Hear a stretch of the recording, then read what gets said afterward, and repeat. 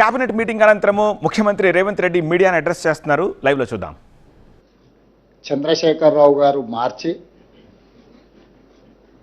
మేడిగడ్డ, అన్నారం, సుందిళ్ళ ప్రాంతాలలో బ్యారేజీలు నిర్మించి తద్వారా శ్రీపాద ఎల్లంపల్లిలో నీళ్లు ఎత్తిపోసి అక్కడ నుంచి తెలంగాణ ప్రాంతంలో సాగునీటి వసతులు కల్పిస్తా అని చెప్పి ఈ ప్రాజెక్టు నిర్మాణం చేపట్టడం జరిగింది. 2015-16లో మొదలుపెట్టిన ఈ పనులు 2018-19లో పూర్తి చేసి ప్రజలకు అందుబాటులోకి తీసుకొచ్చినని చెప్పి ఆనాటి ప్రభుత్వం చంద్రశేఖరరావు గారు చెప్పడం జరిగింది. నిర్మాణం జరిగిన 3 సంవత్సరాల లోపే 2023 అక్టోబర్ ప్రాంతంలో మేడిగడ్డ బ్యారేజ్ కుంగిపోవడము, అన్నారం, సుందిళ్ళ బ్యారేజీలు పగుళ్ళు రావడము, ఆనాడు ప్రాజెక్టులు ప్రమాదంలో పడ్డాయి అని సాంకేతిక నిపుణులు, నేషనల్ డ్యామ్ సేఫ్టీ అథారిటీతో సహా కేంద్ర ప్రభుత్వ రంగ సంస్థలు గుర్తించి వాటి మీద విచారణ చేసి ఆ విచారణ సందర్భంగా ప్రణాళికల లోపం, నిర్మాణ లోపం, నిర్వహణలో లోపం, డిజైనింగ్, కన్స్ట్రక్షన్, ఆపరేషన్ అండ్ మెయింటెనెన్స్లో లోపాలు ఉన్నాయి. దీని మీద పూర్తి స్థాయిలో విచారణ జరగాలని ఆనాడు రాష్ట్ర ప్రభుత్వానికి చంద్రశేఖరరావు గారు ముఖ్యమంత్రిగా ఉన్నప్పుడే నివేదికలు ఇవ్వడం జరిగింది. ఆ సందర్భంలో పిసిసి అధ్యక్షుడిగా నేను, శ్రీ రాహుల్ గాంధీ గారు మేడిగడ్డ బ్యారేజ్ను సందర్శించి మా కాంగ్రెస్ పార్టీ నాయకులు ఆనాడు బట్టి విక్రమార్క గారు, శ్రీధర్ బాబు గారు, ఉత్తమ్ కుమార్ రెడ్డి గారు ఈ ప్రాజెక్టులను పర్యటనలు చేపట్టి ఇందులో లోపభూయిష్టమైన నిర్ణయాలు, అవినీతి, ఆశ్రిత పక్షపాతము, నిర్లక్ష్య వైఖరి, ఎన్నో లోపాలతో కూడుకున్న నిర్ణయాల వల్ల ఈరోజు దాదాపుగా 1,00,000 కోట్ల రూపాయలు పెట్టి నిర్మించిన కాళేశ్వరం ప్రాజెక్టు పూర్తిగా కూలిపోవడం, దీని మీద విచారణకు ఆదేశిస్తాం ప్రభుత్వం అధికారంలోకి రాగానే అని చెప్పడం జరిగింది. ఎన్నికల మేనిఫెస్టోలో కూడా ఈ విషయం స్పష్టంగా జ్యుడిషియల్ ఎంక్వైరీ చేస్తామని ఆనాడు మేనిఫెస్టో కమిటీ చైర్మన్గా శ్రీధర్ బాబు గారి నేతృత్వంలో కాంగ్రెస్ పార్టీ తెలంగాణ ప్రజలకు మాట ఇవ్వడం జరిగింది. ఆ మాట ప్రకారము 14/3/2024 నాడు జ్యుడిషియల్ కమిషన్ ఎంక్వైరీ చైర్పర్సన్గా పిసి ఘోష్ వారు ఆంధ్రప్రదేశ్ ఉమ్మడి చీఫ్ జస్టిస్గా, సుప్రీంకోర్టు జడ్జిగా మొదటి లోక్పాల్కి వారే బాధ్యత వహించి ఈ దేశంలోనే న్యాయ నిపుణుడిగా, జ్యుడిషియల్ సిస్టంలో అపారమైన అనుభవం ఉన్న వ్యక్తిగా పేరు ఉన్న పిసి ఘోష్ గారిని ఈ కమిషన్ చైర్పర్సన్గా తెలంగాణ రాష్ట్ర ప్రభుత్వం నియమించింది. అక్కడి నుంచి దాదాపుగా 16 నెలలు ఘోష్ కమిషన్ నాటి మాజీ ముఖ్యమంత్రిని, సాగునీటి పారుదల శాఖ మంత్రిని, ఆర్థిక మంత్రిని, ఐఏఎస్ అధికారులను, ఇంజనీరింగ్ అధికారులను, నిర్మాణంలో పాల్గొన్న నిర్మాణ సంస్థల్ని, ప్రజా సంఘాలను, పాత్రికేయ మిత్రులను, ప్రజలు ఎవరైనా ఈ ఓపెన్ విచారణకి ఎవరైనా వచ్చి తమ అభిప్రాయాన్ని చెప్పొచ్చని అందరి నుంచి సమాచారాన్ని సేకరించిన సమాచారం ప్రకారం చంద్రశేఖరరావు గారిని, హరీష్ రావు గారిని, ఈటెల రాజేందర్ గారిని నోటీస్ ఇచ్చి పిలవడం ద్వారా వారిని ప్రశ్నించి వారి ప్రశ్నలకు వాళ్ళు వివరణ ఇచ్చుకోవడానికి, వాళ్ళు తీసుకున్న నిర్ణయాలకు గల కారణాలను, వారు అందించిన సమాచారాన్ని అన్నిటిని కూడా వారు విశ్లేషించడం జరిగింది. విశ్లేషించిన తర్వాత 16 నెలల తర్వాత మొన్న 31 తారీఖు నాడు 665 పేజీల సుదీర్ఘమైన నివేదికను తెలంగాణ రాష్ట్ర ప్రభుత్వానికి పిసి ఘోష్ కమిషన్ అందించడం జరిగింది. ఆ నివేదికను పూర్తి స్థాయిలో విశ్లేషించి సంక్షిప్తంగా ఒక నివేదిక ఇవ్వడానికి irrigation secretary, law secretary, GID సెక్రటరీతో 3 అధికారులతో ఒక కమిటీని నియమించి ఆ కమిటీ నివేదికను మంత్రివర్గ సమావేశంలో మంత్రులందరూ కూడా వివరించడం జరిగింది. ఇదే కాకుండా 665 పేజీల కమిషన్ నివేదికను ఈరోజు మంత్రివర్గంలో ప్రవేశపెట్టి దాన్ని మంత్రివర్గ ఆమోదం కూడా చేయడం జరిగింది.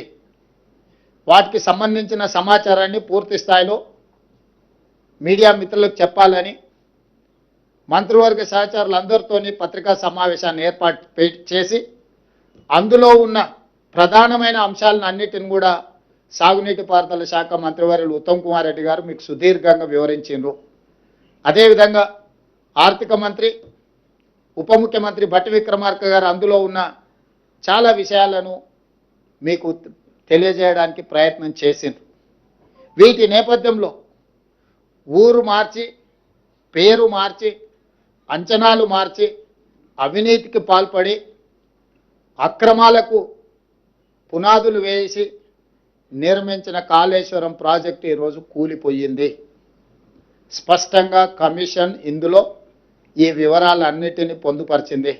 దానికి సంబంధించిన ప్రజాప్రతినిధులు, ఐఏఎస్ అధికారులు, ఇంజనీరింగ్ నిపుణులు, నిర్మాణ సంస్థలకు సంబంధించి పూర్తి వివరాలను విశ్లేషణాత్మకంగా వారు రిపోర్ట్ ఇవ్వడం జరిగింది.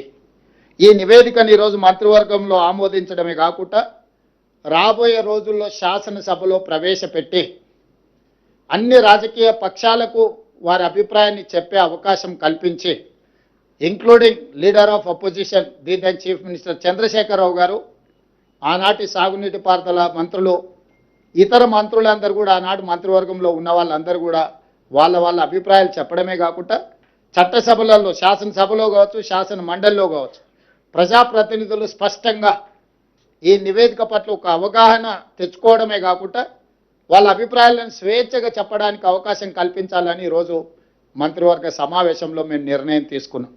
అందుకే ఈ 665 పేజీల నివేదికను తొందరలోనే శాసనసభ, శాసన మండలి సమావేశాలను ఏర్పాటు చేసి అక్కడ ఈ నివేదికను ప్రవేశపెట్టి అందరి అభిప్రాయాలు పరిగణలోకి తీసుకున్న తర్వాత భవిష్యత్ కార్యాచరణను, కమిషన్ సూచించిన సూచనలను అమలు చేయడానికి ప్రభుత్వం ముందుకు వెళ్తుంది. ఎవరది?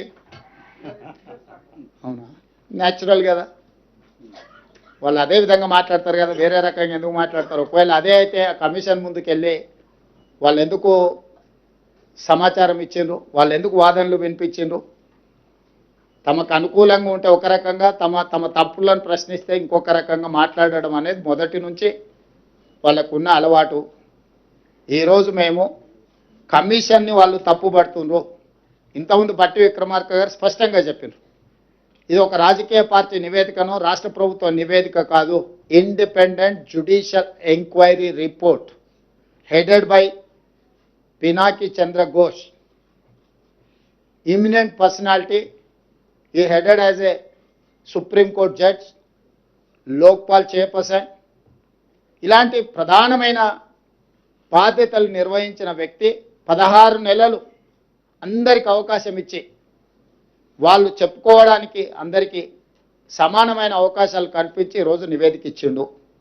కాబట్టి ఆ నివేదిక మీద ఇంకా ఎవరు ఏ రకంగా మాట్లాడతారు, ఏ రకంగా విశ్లేషణ ఇస్తారు అనేది వాళ్ళ విజ్ఞతకే నేను వదిలేస్తున్నా.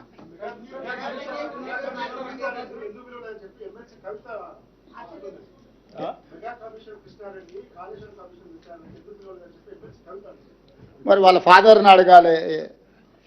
ఎందుకనంటే ఎవరికి ఏం మంచి పెట్టిండో వాళ్ళ ఫాదర్కి తెలుసు కదా.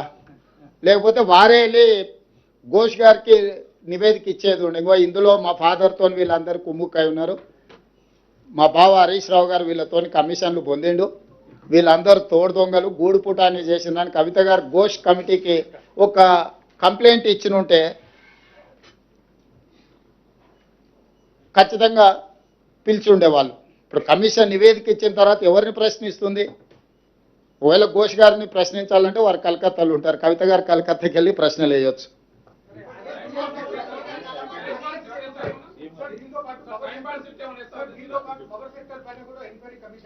ఉన్నది ఈరోజు. ఇప్పుడు రాహుల్ దీనికి కన్ఫైన్ అవుదాం.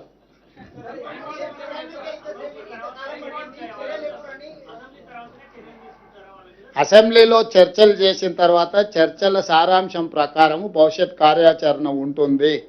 మీకు స్పష్టంగా చెప్పడం కోసమే మీ ఊహాజనితమైన కథనాలకు కానీ ఊహాజనితమైన ప్రశ్నలకు తావు లేకుండా ఉండడానికే కమిషన్ రిపోర్ట్ ఇచ్చిన 4 రోజుల్లోనే మంత్రివర్గ సమావేశాన్ని ఏర్పాటు చేసి మంత్రివర్గ సమావేశం ఆ నివేదికను ఆమోదించి ఆ నివేదికలో ఉన్న సారాంశాన్ని నిక్షిప్తంగా మీడియా మిత్రులకు అందరూ కూడా కంప్లీట్గా ఇన్ డీటెయిల్ ఒక పవర్ పాయింట్ ప్రజెంటేషన్ ద్వారా మీకు వివరించడం జరిగింది.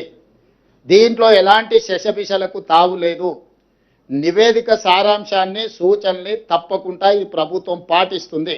దానికి ఒక అప్రోప్రియేట్ సిస్టమ్ని అడాప్ట్ చేసుకోదలుచుకున్నాం. మేము రాజకీయ కక్షాపూరితమైన చర్యలు చేపట్టినట్టు లేకపోతే ఎవరి మీదనో వ్యక్తిగతంగా ద్వేషంతో నిర్ణయాలు తీసుకున్నట్టు ఏమాత్రం చర్చలకు తావివ్వకుండా ఈ ప్రభుత్వము పారదర్శకంగా పనిచేయాలనుకుంటుంది. కాబట్టి ఈరోజు అన్ని వివరాలను మీ ముందు పెట్టడం జరిగింది.